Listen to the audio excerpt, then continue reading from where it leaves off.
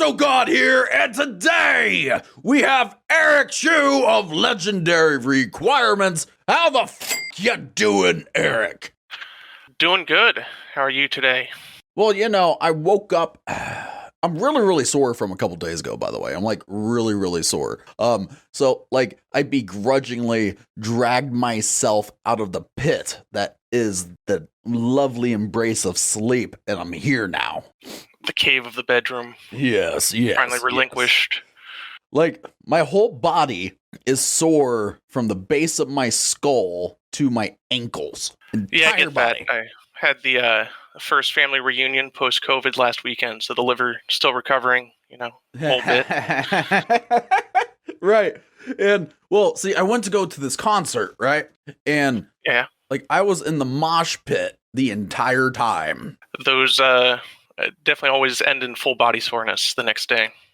It was really, I had the lumbago so bad. Yesterday. Who'd you see? It was Carnifex. Carnifex was the headline. Okay. Cool. And they were supported by some smaller bands that were local to the state, right? Sure, those are always fun shows to go to. But I had like a bone to pick with Carnifex, right? Because I don't know if you know who Carnifex is.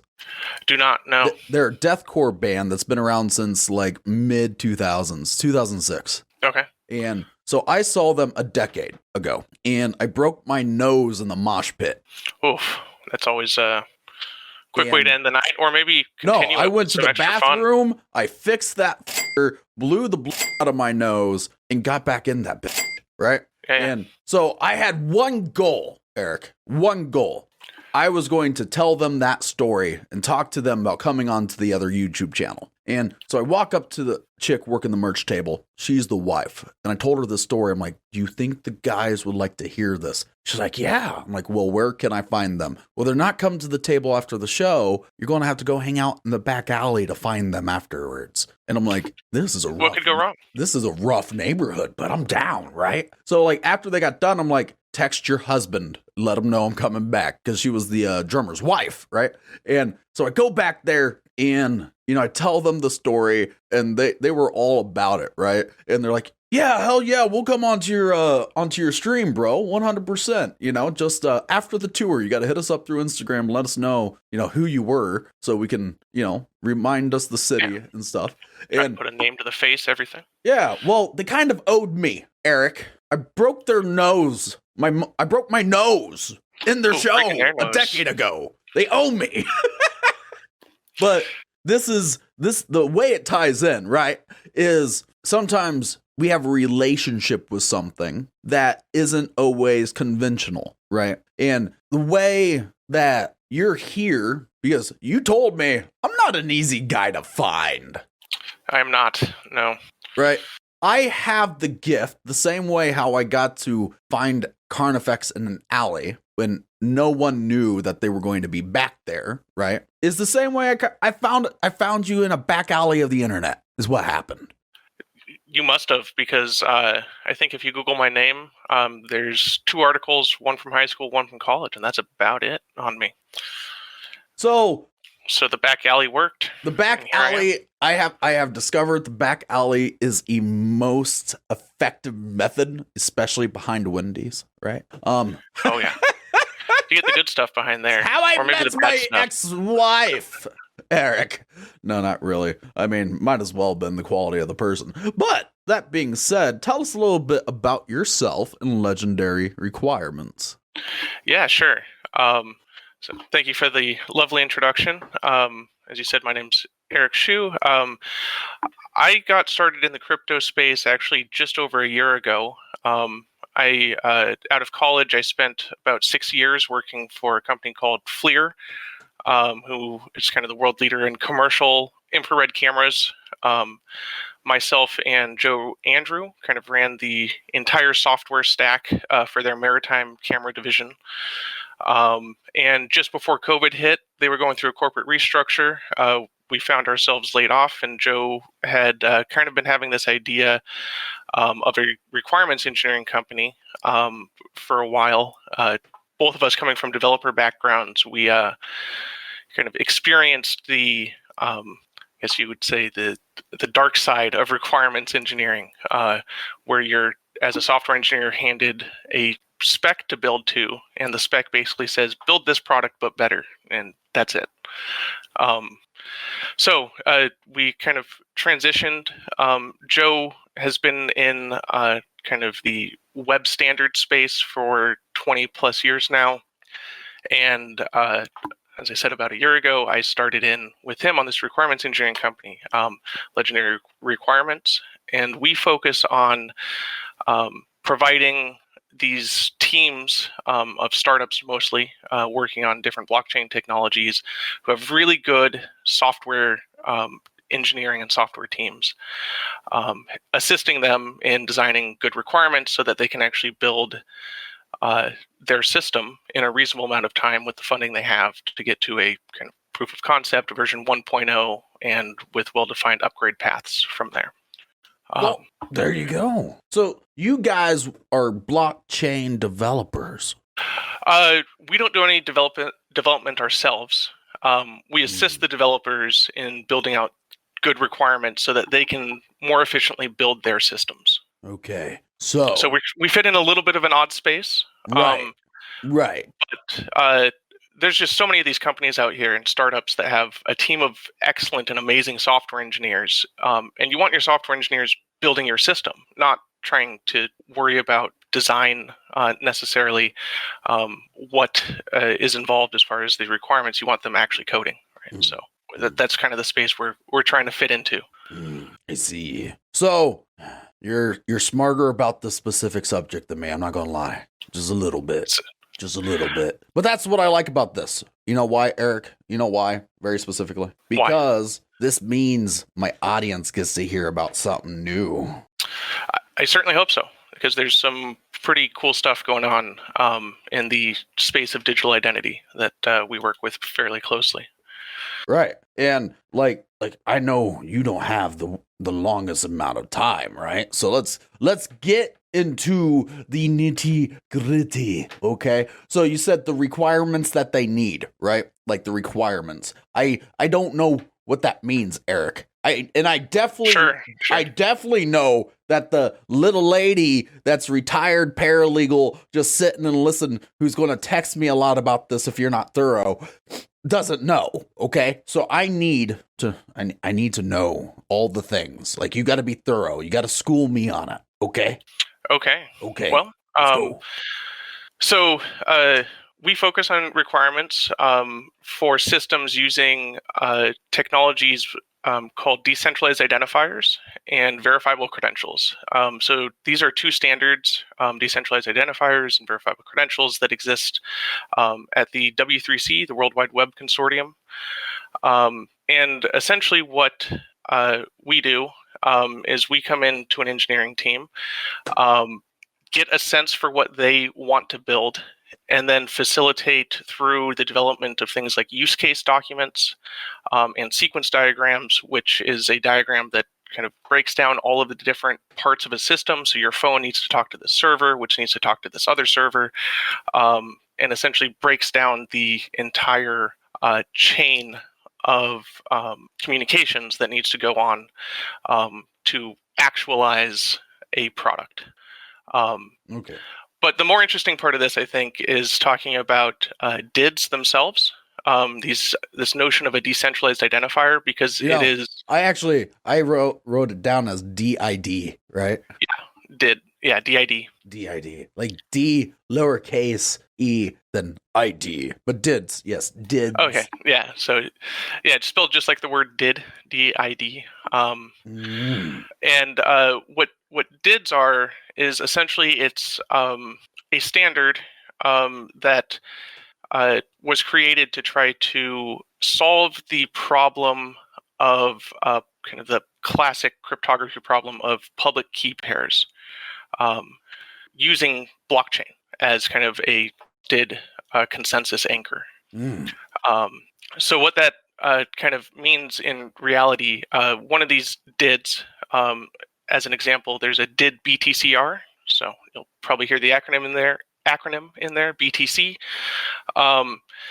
Essentially what a DID lets you do is you have your private key and you can post your public key in the form of a DID to the blockchain, and the blockchain then gives you a method for updating, deleting, and doing other operations with this identifier.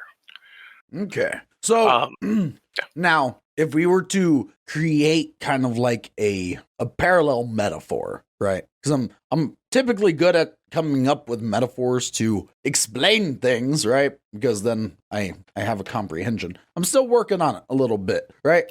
So Sure. It deals with the communication between systems, right? Yeah. So what a DID is designed. Let me try one more time. So what a DID is designed to enable, right? There's this classic problem in all of computing and the web in general, which is that if I want to cryptographically tell you who I am, classically I give you a public key, right? And then I can sign things with a private key, and you can prove that I signed it because you have my public key. But what happens if I want to rotate to a new private key? And I've given out my public key to 10,000 people or 10,000 different entities. That's now I have to update 10,000 different entities, and I have to remember who I gave it to, and all of these issues start to arise, which makes it really difficult to have an online identity that isn't tied to some centralized system like a Facebook, log in with Facebook, log in with Google, that kind of thing. So what DIDs do are they use the blockchain as essentially this root of the identity and provide mechanisms to update it. So if you want to update your private key, you post a new transaction to the blockchain, updating your public key on the blockchain. So pretty much anyone that's looking for it can find you. So it's pretty much like you have a core thing that is you, right? You have your like say your little brain, so to speak, right? And with all these little things to where if you want stuff to connect to that brain, then you have to just plug it in onto the blockchain itself, and then it's tethered to that. Yeah, and then you get to use the blockchain and all the awesome things about a blockchain as far as the full transaction history, where you can post updates to the chain and thus update your identifier that you control. Awesome. Okay, so that's a lot easier. It kind of reminds me of what the Ethereum name service is doing a little bit, right? Yeah, so I do actually think that there is a DID Ether, DID:ETH, which is a DID method based on the Ethereum chain, and I do think the Ethereum namespace people are, at least I heard some rumors they were looking at maybe incorporating that as one of the core components. Well, I'm not 100% sure. I know what I understand about what Brantley talked about, right? If I pronounce his name wrong again, he's gonna kill me. But like what it's okay, fix it in post. No, never. I'd never hide my incompetency. People know sometimes I mess up words, right? But that's because I'm authentic, goddamn. I'm not gonna just like meh. Is it? Yes, it is Brantley. Aha! So pretty much Brantley, you can pretty much link all your wallets to your .eth account. And so like you can, if your .eth is linked to a whole bunch of different stuff, like if you pay directly to .eth, then it can go into the designated wallet that's connected to it. Yeah. Similar idea. Yeah, for sure. Okay. See, DIDs are just I'm building those parallels so that the people at home can kind of understand. Because again, that little paralegal lady, she's gonna be like, okay, this is a big thing, man. And that's what I love about the space, because we're getting to educate people today, Eric. Yeah, that's awesome. I love doing it. Yeah. Sorry, lost my train of thought. It's okay. That I am like really focused, because since this is a new thing for me personally. Sure. I'm like, I got sticky notes, man. It's like one of those exposition walls. Yeah. Oh, I need some string. Yeah, so I guess if you want, I can go a little bit deeper now that we kind of have the basis for what these things do. So the DID, so if you're going from the Ethereum namespace, what DIDs are supposed to be are a public and open standard, essentially, for doing something similar to what you just described with the Ethereum namespace. So the DID core, to be a DID, essentially you have to specify a creation, a read, an update, and a deletion method. And then anyone can create a DID of a particular method. So that's why there's a DID BTCR, a DID ETH. So there's a bunch of different DID methods because at its core, to have an identifier tied to a blockchain, you're going to have to take into account the technology of that specific blockchain. Okay. That's very. If that makes sense. Yes, absolutely. And I wish we had more time, Eric. Well, I said hard stop. I could push 5 or 10 after if you want. Yeah, let's do that because like I don't want all those texts from that little lady. So Sure. yeah, let's break it down some more. Let's get a fully formulated thought. Sure. So I guess what's like a use case for these things is probably a good place to start. So since it did must specify how you read it, essentially, just using DID BTCR. So we're working on the Bitcoin chain. You've posted your DID to the Bitcoin chain, or actually, sorry, generated it from, because a Bitcoin DID, when you look at it, you would see DID : BTCR. So this is a DID of the BTCR type, and then there's another colon and a pointer to where in the blockchain the transaction that you created this DID with, essentially. So is this how people develop forks for a contract? Sorry, forks? Yeah, when they tether it to like a specific type of currency. I think you could use this technology in that way if you wanted to. Okay. It's not inherently tied, I don't believe. What these are really trying to do is that since DIDs can be you can create a DID. I could create a DID of any specific method. It's supposed to allow an individual, or the idea is that will allow individuals to essentially start to manage your own personas out in the public, right? So I might have 10 different contexts that I interact with. There's this one I'm doing on the podcast. There's one with my friends. There's one with my family. And it would be really nice to not have to, well, it'd be really nice to be able to maintain those personas as separate entities.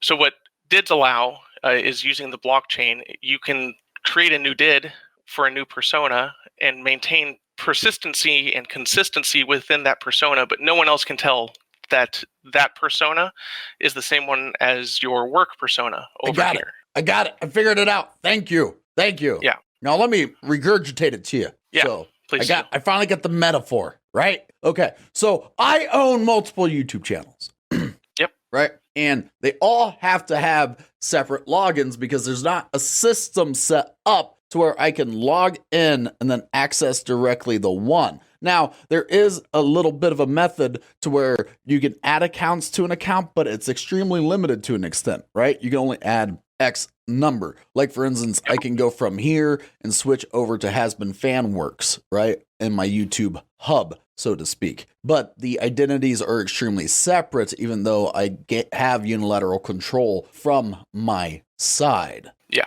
exactly. There we go. Thank you. Yeah. I got there. Okay. Continue. Yeah, no, but there's kind of a cooler part, which is the next step to this. So once you have these identifiers that you can use in this way that are anchored to a blockchain, now you, as kind of the owner of this set of YouTube channels, could take a delegatable access control, essentially, object, and say delegate to one of your employees who's the one actually managing a specific channel the access to the channel. Mm-hmm. And it would all be publicly verifiable on the blockchain. So where this also comes into use would be something that I think everyone would like, would be delegating read-only access to your bank accounts to your CPA to do taxes. Ooh. So because it's all anchored to the blockchain, everything's publicly verifiable. I can sign this delegatable capability with my private key, and whoever has this capability can now do what I said they can do. That's really so it cool. So it essentially starts to let you delegate aspects of what a particular persona could do. That's great. And then on the other side, it provides the issuing authorities, so government entities, say, that want to issue driver's license or passports, or insurance companies that want to issue proof of insurance, so insurance cards. It provides an anchoring identity that they can issue these types of digital credentials to, so that you can start having persistent systems of digitalized credentials that are tied to known identities of yourself, Right. but known only to those who you let know. That's right. cool. So you could post a did publicly, and that's your public persona, right? And maybe it links to your Twitter and it links to your YouTube channels and everything. Yeah, kind of like how on my about tabs I can link all those separate things. Yeah, exactly. That's very cool, man. I'm glad you came here, and I'm sure there's a lot more to what you do. Yeah, there's a lot of nuance. That's kind of the high level. Right.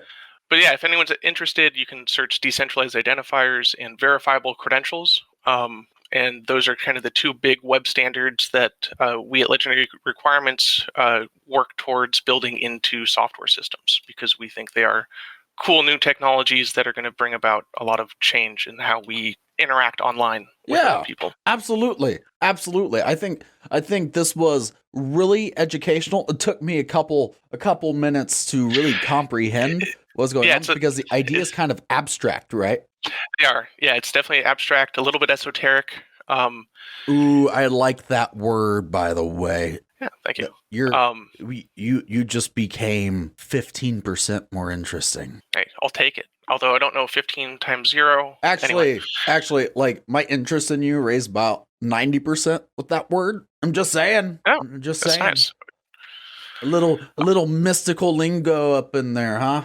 Yeah, just a little. You got to throw it in here and there, just a little. Well, Eric, I really appreciate your time. I wish we had all the time to break down the metaphysical aspects of this. Yeah, there's a lot of cool stuff going on in the space. I guess for the listeners, if you're interested in how this stuff is being used, you can search DHS SVIP. It's the Silicon Valley Innovation Program. DHS CIP. Yep. Okay. SVIP. DHS SVIP. All right. Yeah, and the DHS is Department of Homeland Security. Ooh. So they're big funders. That might make some people kind of wig out a little bit, but they've actually want to give a huge shout out to specifically Anil John at the DHS, because they have been supporting this open standards work amazingly through the last 5 or 6 years that it's been going on. So yeah, no, I got questions, and we don't have enough time. Thank you so much, Eric, for coming out, man. Like it's been a pleasure. Yeah, it's been great being here. Great to meet you. Yeah, Crowley. Absolutely. If there's more, maybe we can do it again. Yeah, I mean, like anything to educate people on the space. It's like, because there's so many little nooks and crannies that can be talked about, and this is one that's left out. There's so much talk about cryptocurrency and so much hype, but this decentralized identity space is exploding as well along with it. Yeah, and I love it. Kind of different side to the same coin. Right. Yeah, I see what you did there. So, folks, remember to like, comment, and subscribe, and share with all of your friends, and ring the bell to get notifications on all the different things that's going on with the blockchain and the crypto space. We get new projects every day, new things, new ideas, stuff to heighten your level of expertise and enlightenment on the blockchain, so to speak. With that being said, though, when you get some knowledge up in you and you're learning some things, the last thing you need to do with that knowledge is hodl that